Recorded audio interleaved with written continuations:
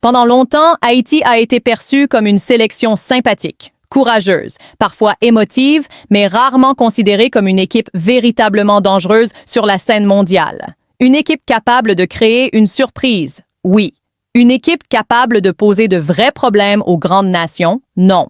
Cette perception est en train de disparaître. Et ceux qui continuent de voir Haïti comme une sélection qui viendra simplement participer à la Coupe du Monde 2026 risquent une très mauvaise surprise. Car Haïti ne viendra pas jouer. Haïti viendra concourir. Haïti viendra exister. Haïti viendra imposer le respect. Quand on parle aujourd'hui du Brésil, de l'Écosse ou du Maroc, on parle de sélections structurées, expérimentées, habituées aux grandes compétitions.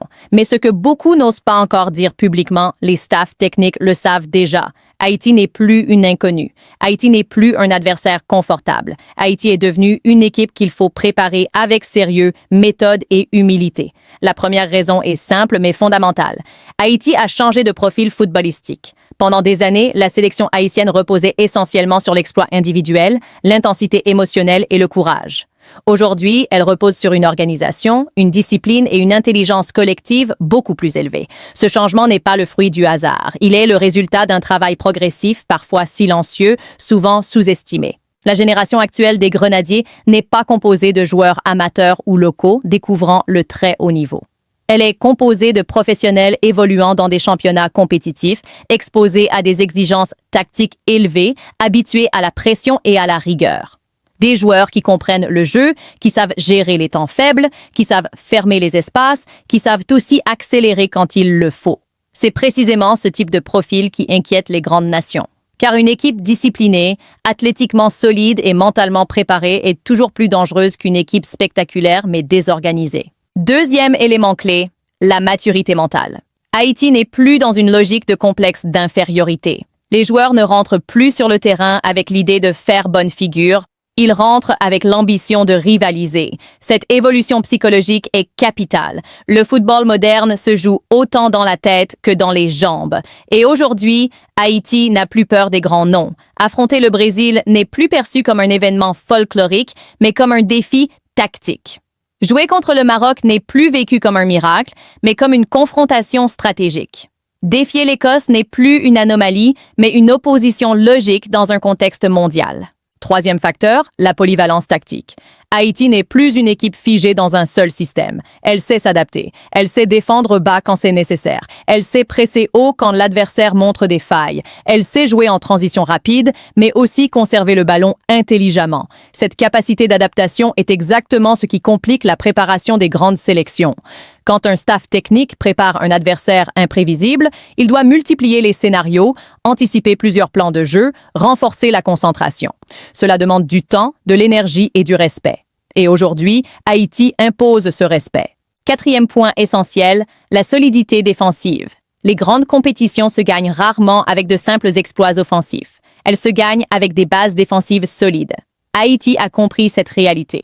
La sélection a appris à souffrir ensemble, à défendre en bloc, à réduire les espaces entre les lignes. Les erreurs individuelles ont diminué. Les automatismes se sont renforcés. Et face à des équipes comme le Brésil ou le Maroc, cette discipline est un poison lent mais efficace. Cinquième raison, souvent ignorée, l'effet de surprise intelligent. Haïti n'est pas une équipe ultra médiatisée. Elle ne fait pas la une des journaux européens chaque semaine. Mais c'est justement ce qui la rend dangereuse. Les adversaires disposent de moins de données, moins de repères, moins de certitudes. Et dans un tournoi comme la Coupe du Monde, cette zone d'ombre peut être fatale. Le Brésil, l'Écosse et le Maroc devront donc se préparer à une Haïti sérieuse, compacte, pragmatique, mais aussi capable de fulgurance. Une Haïti qui ne se contentera pas de défendre. Une Haïti qui cherchera à exploiter chaque erreur, chaque relâchement, chaque excès de confiance. Il faut aussi parler du contexte émotionnel et symbolique. Pour Haïti, la Coupe du Monde 2026 n'est pas une simple compétition. C'est une affirmation, une démonstration, une manière de dire au monde que le football haïtien a franchi un cap. Cette motivation collective donne une énergie particulière, difficile à neutraliser. Mais attention, ce sérieux ne signifie pas arrogance. Haïti ne viendra pas provoquer, elle viendra travailler, elle viendra appliquer, elle viendra respecter le jeu. Et c'est précisément ce profil qui rend une équipe dangereuse dans un tournoi court. Les grandes nations savent une chose. Perdre contre une équipe réputée plus faible est toujours possible, mais perdre contre une équipe sous-estimée est presque inévitable. C'est pour cela que le Brésil, l'Écosse et le Maroc devront se préparer avec rigueur. Pas parce que Haïti est favorite, mais parce que Haïti est prête. Haïti ne viendra pas jouer, elle viendra défendre ses chances avec sérieux, intelligence et ambition. Et ceux qui l'auront compris trop tard risquent de l'apprendre sur le terrain. Si la première partie a permis de comprendre pourquoi Haïti ne viendra pas à la Coupe du Monde 2026 en touriste, il est maintenant essentiel d'entrer dans le cœur du sujet.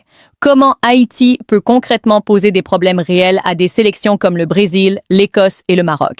Car le danger ne réside pas uniquement dans l'intention ou la motivation, mais dans les mécanismes précis du jeu. Haïti est aujourd'hui une équipe qui sait identifier les failles de ses adversaires et adapter son plan de jeu en conséquence. Et c'est exactement ce type d'équipe que redoutent les grandes nations dans un tournoi court où chaque détail peut faire basculer une rencontre. Commençons par le Brésil. Le Brésil reste une puissance mondiale, riche en talents offensifs, capable de déséquilibrer n'importe quelle défense sur une action individuelle.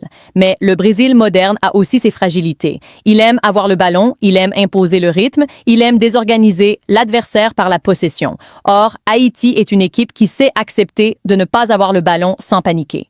Elle sait défendre bas, fermer les couloirs, densifier l'axe et obliger l'adversaire à jouer sur les côtés. Face au Brésil, Haïti pourrait adopter un bloc médian compact avec des lignes rapprochées, réduisant les espaces entre le milieu et la défense. L'objectif ne serait pas d'empêcher le Brésil d'avoir le ballon, mais de l'empêcher de progresser dangereusement.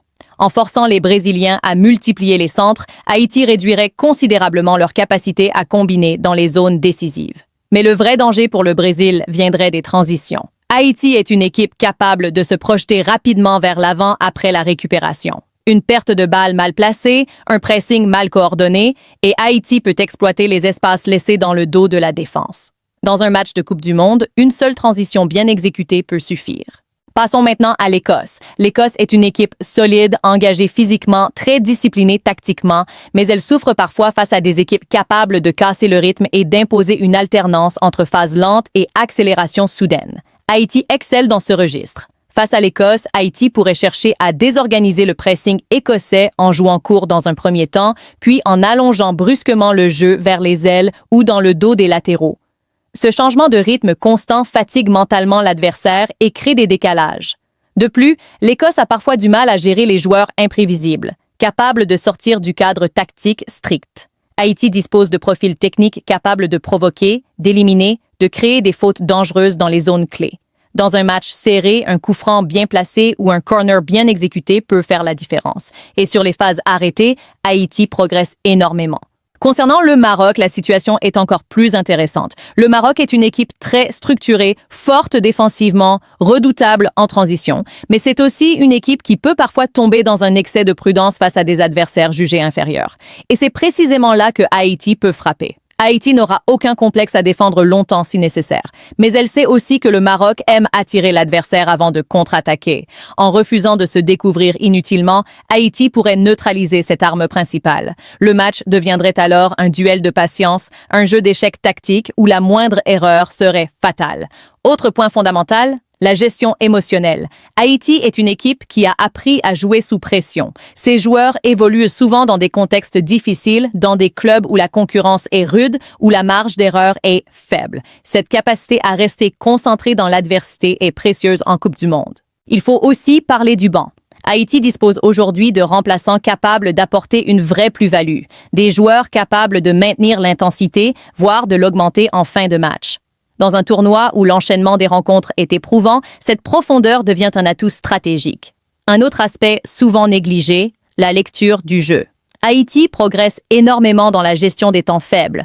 L'équipe sait désormais quand ralentir le jeu, quand casser le rythme, quand provoquer des fautes intelligentes pour casser la dynamique adverse. Ce sont des détails invisibles pour le grand public, mais cruciaux au plus haut niveau. Face au Brésil, à l'Écosse ou au Maroc, Haïti ne cherchera pas à dominer. Elle cherchera à contrôler. Contrôler les espaces, contrôler le tempo, contrôler ses émotions. Et cette approche pragmatique est exactement ce qui rend une équipe dangereuse. Il faut également souligner l'aspect mental collectif. Haïti joue avec une conscience aiguë de ce qu'elle représente. Chaque match est vécu comme une mission, pas comme un simple événement sportif. Cette mentalité crée une solidarité, une discipline et une résilience qui compensent parfois l'écart de prestige ou de notoriété. Mais attention, cette analyse ne signifie pas que Haïti est favorite contre ces grandes nations.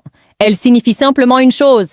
Haïti est une équipe qui oblige ses adversaires à se préparer sérieusement. Une équipe qui peut punir la moindre suffisance. Une équipe qui peut transformer un match supposé tranquille en un combat tactique et mental. Le Brésil, l'Écosse et le Maroc devront donc étudier Haïti avec la même rigueur que n'importe quel autre adversaire. Pas par peur, par respect.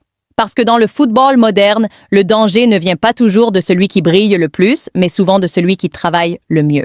Haïti ne viendra pas jouer, elle viendra appliquer un plan, elle viendra défendre une idée, elle viendra montrer que le sérieux, la discipline et l'intelligence collective peuvent réduire les écarts les plus importants. Et dans une Coupe du Monde, cela suffit parfois à écrire l'histoire. L'approche de la Coupe du Monde 2026, une chose devient de plus en plus évidente pour les observateurs lucides du football international. Haïti n'est plus cette sélection que l'on inscrit machinalement sur un calendrier en pensant déjà au match suivant. Haïti est devenue une équipe qui oblige à réfléchir, à analyser, à se préparer. Et dans le football moderne, c'est déjà une victoire stratégique. Dire que Haïti ne viendra pas jouer à la Coupe du Monde, c'est affirmer qu'elle ne viendra pas improviser, ni découvrir, ni apprendre sur le tas. Elle viendra appliquer un projet. Elle viendra avec une identité claire, une discipline assumée et une ambition maîtrisée. Une ambition qui ne se nourrit pas de slogans, mais de travail, de progression silencieuse et de résultats concrets. Le Brésil, l'Écosse, le Maroc et toutes les autres sélections qui pourraient croiser la route d'Haïti devront intégrer une réalité nouvelle. Cette équipe sait exactement ce qu'elle veut faire sur un terrain.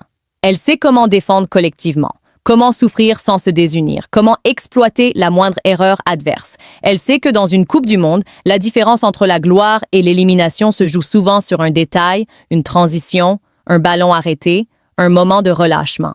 Haïti a appris de ses échecs passés. Elle a compris que le courage seul ne suffit pas, que le cœur sans structure mène rarement loin et que l'émotion doit être encadrée par une organisation rigoureuse. Aujourd'hui, cette sélection est plus mature, plus pragmatique, plus froide dans ses choix. Elle n'a plus besoin de dominer pour exister. Elle n'a plus besoin de briller pour être dangereuse. Ce qui inquiète réellement les grandes nations, ce n'est pas le nom d'Haïti sur la feuille de match. C'est le profil de cette équipe. Une équipe capable de refuser le jeu quand il le faut, capable d'accepter la pression sans paniquer, capable de frapper au bon moment, capable de transformer un match confortable en un match inconfortable, long, tendu, nerveux. Dans une Coupe du Monde élargie, où les écarts se réduisent et où les surprises deviennent plus fréquentes, Haïti représente exactement le type d'adversaire que personne ne souhaite affronter sans préparation. Une équipe qui n'a rien à perdre mais tout à prouver. Une équipe qui joue chaque match comme une bataille stratégique, pas comme une fête folklorique. Mais au-delà de l'aspect purement footballistique, cette évolution d'Haïti raconte quelque chose de plus profond. Elle raconte la capacité d'un pays à se relever sportivement malgré les difficultés. Elle raconte la force d'une génération de joueurs qui ont grandi dans l'adversité et qui ont appris à transformer cette adversité en carburant. Elle raconte aussi le pouvoir du football comme vecteur de dignité, de reconnaissance et de respect. Haïti ne demande pas qu'on la craigne, elle exige qu'on la respecte. Et dans le langage du football, le respect se traduit par une chose très simple, une préparation sérieuse, des analyses vidéo approfondies, des plans de jeu adaptés, une concentration maximale pendant 90 minutes, voire plus. Car Haïti est désormais capable de sanctionner l'arrogance, capable de punir l'excès de confiance, capable de profiter de la moindre faille mentale ou tactique. Elle ne gagnera peut-être pas tous ses matchs, mais elle peut rendre chaque match difficile. Et parfois, dans un tournoi mondial, c'est largement suffisant pour changer un destin. Le message est clair. Haïti ne vient pas pour apprendre le football mondial.